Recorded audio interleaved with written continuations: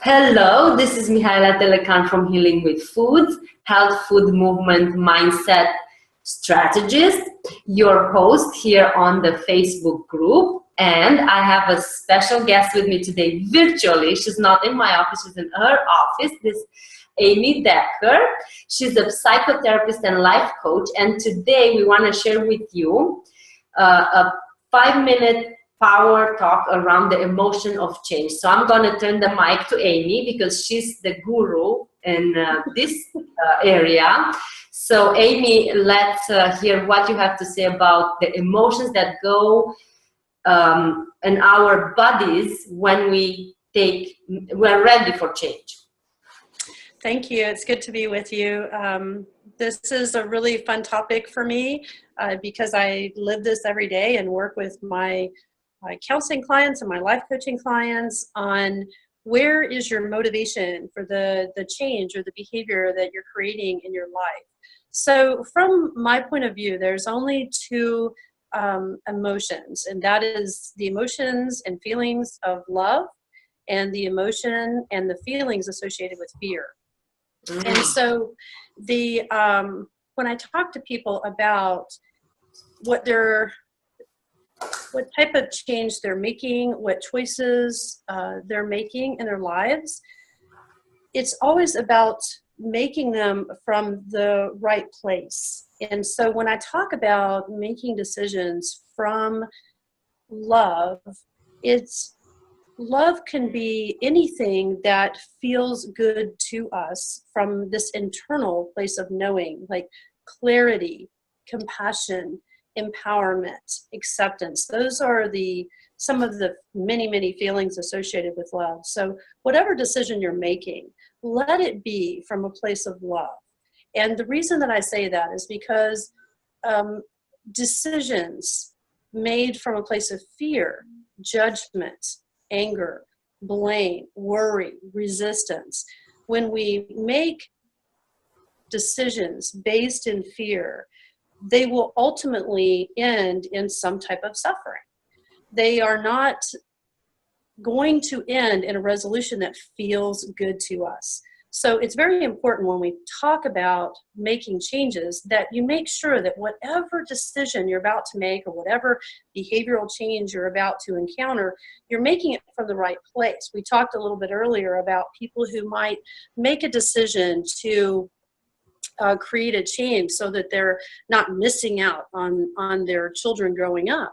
Well, that's a decision made out of fear. Yes. And it's not sustainable. That's why so many diets and so many lifestyle changes just simply don't work. We are not sustainably motivated by fear, but we are by love. We can love our life. We can love our families. We want to be healthy for them. We want to enjoy the quality of life. That's decisions made out of love. That's what I mean by that. Very good. I love it. And you're absolutely right about that because you can love the outcome instead of being fearful of the lack of it. Yeah, and the attitude of, oh, I have to make this change or I'm not going to see my children grow up. Okay, that might be a motivation for you to look at change, but to love yourself is to make the changes that are going to last that lifetime. Because we do know that things can happen to us randomly that might end up in very bad situations. So the mind will play the trick on us. Well, you don't look at that person. They didn't make the change and they lived to be 100. You see how the mind will play those tricks on us, right? Right, but it's not about that person, it's about you. It's right, and that's the part that says, yes, but this is my life, and I want to make those changes. I want to be healthy. I want to be around, and I want to enjoy the life that I'm experiencing. You're right. It's not about other people, but we will often make our change about other people and say we're changing for someone else. And we have all heard that. You can't change for anyone. You got to change for yourself.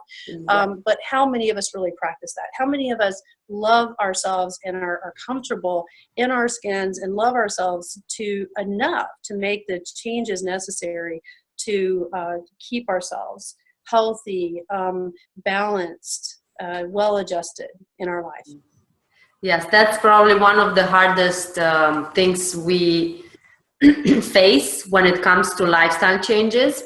I find that often it's a form of self-sabotaging. You know, you do well, and then all of a sudden it's like you do something to ruin it all, and for whatever reason, either because there's not enough love within yourself, or you are afraid that by getting to be that person that you know you're meant to be, the people around you will not love you the same way. So what do you think? Well, and as if there's such a thing as failure. I mean, there really isn't. If there is self-love, if there is self-compassion, then we're not judging ourselves. Right. You know, we put these unrealistic expectations on ourselves. Oh, we're only successful if we complete this program, or we achieve this weight, or we get this promotion. I mean, that's not our essence. Those are decisions we're making, and they're aspects of our lives, but it's not who we are. So there is not that. I truly do not believe from a place of love that there is this idea of failure. There is just trying, and then there's just consequences of that trying. And if we're not judging it as wrong or bad or failure from a place of fear, then we'll see it as, how did that really fit for us? You know, making that change, how did that fit in our life? Did we get the results we were looking for? And if we're not able to sustain that change, compassionately dealing with ourselves on it. So we go to this cycle of setting some expectation, not achieving it, beating ourselves up for it, trying again, beating ourselves up for it, and then we're just you mentioned self-sabotaging, right? It's just a cycle of self-loathing, of self-hate. You know, we're always doing our best, and if we remember we're always doing our best, then we're more likely to have the energy to sustain the change that we really want in our life. Right. So every subject is two subjects. So if you can look at an outcome as failure, or you can look at an outcome as a one step closer to my goal. What do I learn from this that will take me even closer? Instead of saying, oh, this is, I'm a complete failure because I did not reach that benchmark. I would even go beyond that. I think that when we're being very self-compassionate, we're not even looking at it in this linear way. You know, we will give ourselves love and compassion regardless of where we're at. And the more loving and the more compassionate we are, then we're living more authentically. And we'll make those decisions that's in alignment with our highest good, the things that support us and nurture us. So less resistance. Yes, non-resistance. That's right. I mean, that's, yes, less and less resistance is staying in the flow of life. When we're in the flow of life, things are happening, choices are being made, consequences are being experienced. We're compassionately looking at them and seeing how that fits for us in our life. Sounds very good. The whole idea of unconditional being. Yes. No external conditions has to affect your sense of worth and being, of what you are as a human being.